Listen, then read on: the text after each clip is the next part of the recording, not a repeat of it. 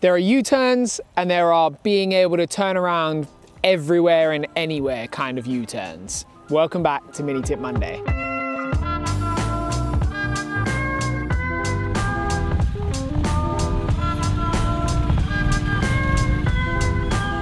When it comes to U-turns, there's a couple of schools of thought. Now, as an off-road adventure kind of rider, I like my bike skills to work for me regardless of the situation I'm in. The kind of U-turn where you need a lot of commitment and a little bit of speed and a fair amount of lean angle, the kind of high grip U-turn, it's not a U-turn for me. It doesn't work in every situation. So the U-turn that we're going to break down today is one where you're slow speed, in control, and it'll work in pretty much every environment.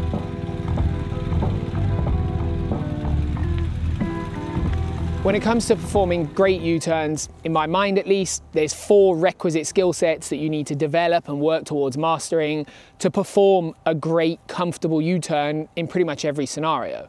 The first one of those skill sets is your vision. When it comes to your vision, where you look, when you look, and how you look are very important to being able to make a motorcycle turn in a tight, confined space and doing so in a comfortable way.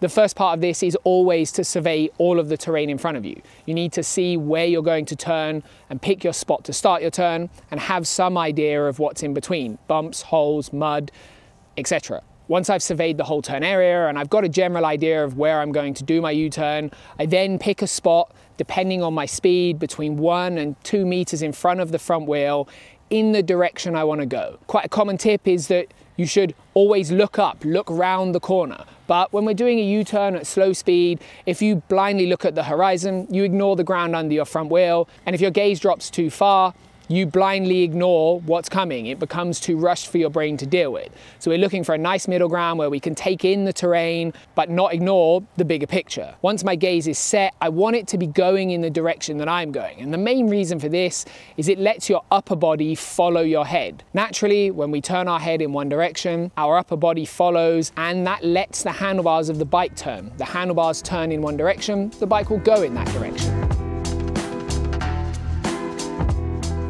What happens when we're trying to do a U-turn in a tight place? In first gear, the minimum radius of your turn is set by the speed of the gear, and the only way to tighten that radius is to lean over.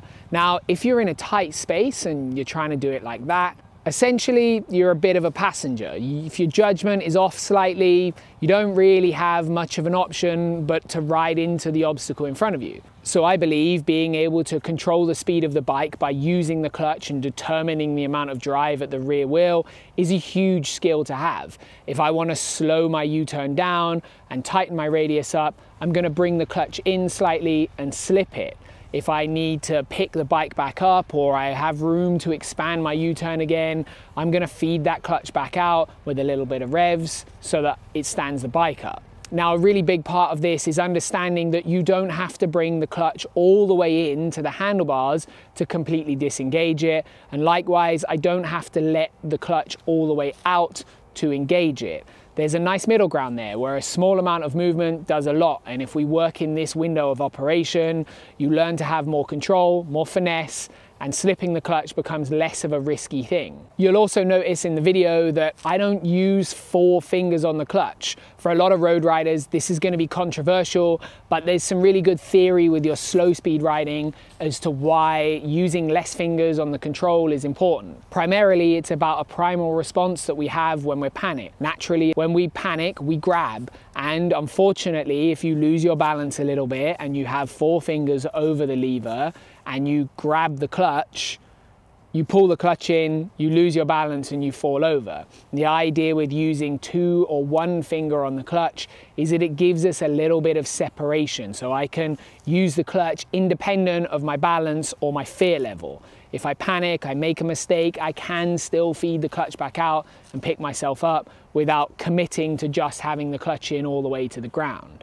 The key to a good U-turn and being able to control your speed is purely about clutch modulation. If you can determine the exact speed you need, be able to take drive away and add drive in at will with precision, you're going to find your U-turns dramatically easier. Now, learning to do this is complicated. So I really recommend finding a nice gentle uphill to do this on so that you can feed the clutch out, bring it in a little bit, and just slowly learn to control your speed with a little bit of precision and without feeling like you need to bring the clutch all the way to the handlebars or all the way out again.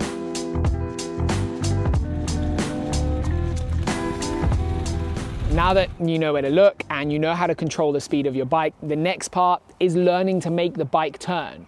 Now, whenever we turn a motorcycle in any regards, the handlebars have to turn a little bit and the bike has to lean over. That's how they go around corners. When we start to slow things down, gravity comes into play in a big way. If we go slow and gravity overpowers the forward motion, the bike's going to fall over. Simple physics. That doesn't change. We can't fight physics, but what we can do is work with it. So the goal of being balanced when you turn the bike at slow speed is about using our body weight as a counterbalance. So our body position is going to change a lot from normal street riding. Firstly, my butt is going to come up off the seat and to the outside of the seat. When my butt comes to the outside of the seat, my hips are also going to turn slightly inwards so that my knees, my hips, my upper body and my shoulders are all facing in the direction I want to go. The more you exaggerate this, the more extreme you can make your U-turns and the more you can lean the bike over. Now, at the risk of adding more controversy to this video, I think being able to brake and slow down and control your speed mid-turn is a really useful skill to have in the toolbox. Now, by braking, I don't mean just grabbing a handful of front brake and expecting that to be okay. It won't. You will topple over, you will lose your balance because you've surprised the bike. When I say braking, I mean a gentle progressive squeeze of one of the brakes to control your speed and slow the bike down without causing a problem. Now, there's a lot of school of thought about which brake is better for this, and honestly, they both work if you use them well. There's a little bit of learning you've got to do about how they affect the bike and what the end result of pulling one of those brakes is going to be. So I suggest it's something you practice in a straight line. The front brake will operate differently from the back brake, and which brake you choose to use will ultimately be determined by the position you're in and which one you can get to. Now it's time to do the actual U-turn. I don't want it fast, committed or sketchy. I don't want to take any unnecessary risks. And I also want to give myself as much room as I possibly can.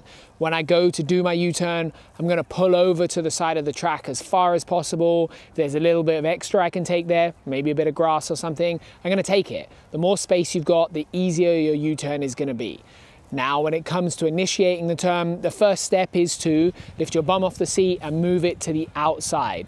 That process is going to give you that counterbalance you need, but also as we move our bum to the outside, if our feet are still on the foot pegs, our hips and our knees are going to turn in, and that'll let the bike turn.